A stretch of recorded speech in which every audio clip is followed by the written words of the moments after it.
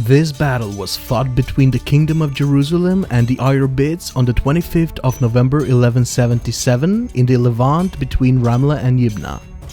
In this epic clash, which was arguably the most notable engagement of the Crusades, a young 16-year-old King Baldwin IV of Jerusalem led the outnumbered Christian forces against Saladin's troops, and all that while severely afflicted by leprosy. Welcome to the Battle of Montgisard.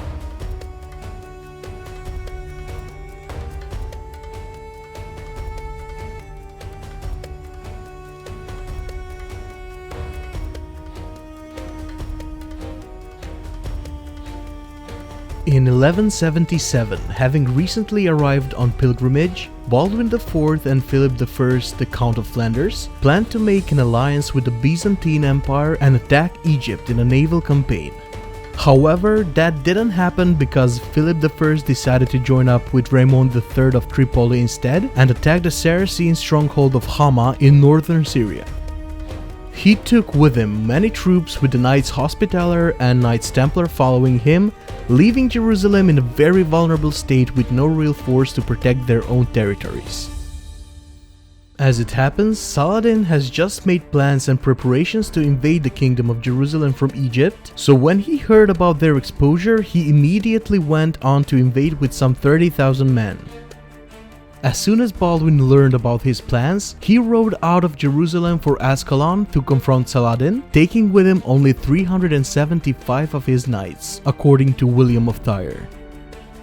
Accompanying Baldwin was Reynald de Chatillon, Lord of Alter Jourdain, who had just been released from captivity in Aleppo in 1176.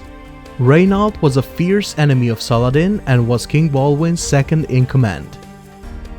Baldwin was also joined by Baldwin of Ibelin, the Lord of Ramla, his brother Balian, also known as Baristan the Younger, a Crusader noble, Reginald Grenier, the Count of Sidon, and Jocelyn III of Edessa, the Count of Edessa.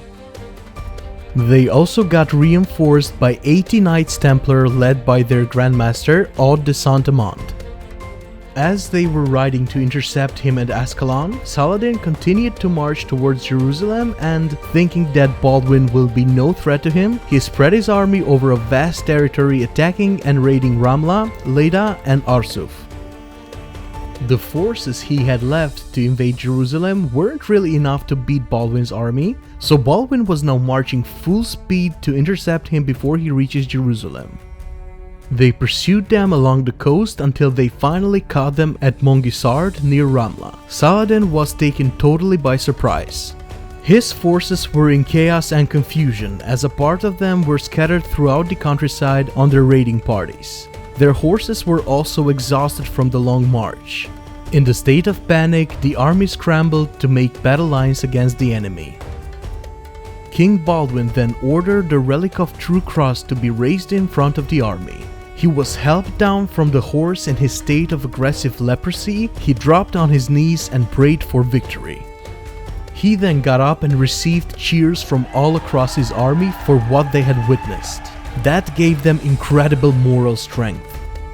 Baldwin's army then attacked Saladin's, inflicting heavy casualties, with Baldwin personally fighting alongside his men with bandaged up arms and legs. Saladin's army was under the direct command of his nephew Taqi ad-Din, who apparently attacked while he was putting his Mamluk guard together.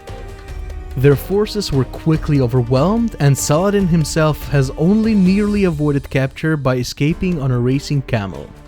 By nightfall, Saladin and his remaining troops reached Caunetum est Tournelorum near the Mount of Tel el-Hessi. Baldwin pursued them until nightfall, then he finally retired to Ascalon. Baldwin memorialized his victory by erecting a Benedictine monastery on the battlefield, dedicated to Saint Catherine of Alexandria, whose feast day fell on the day of the battle. However, it was a difficult victory. Roger de Moulin, Grandmaster of the Knights Hospitaller, reported that 1,100 men had been killed and 750 returned home wounded.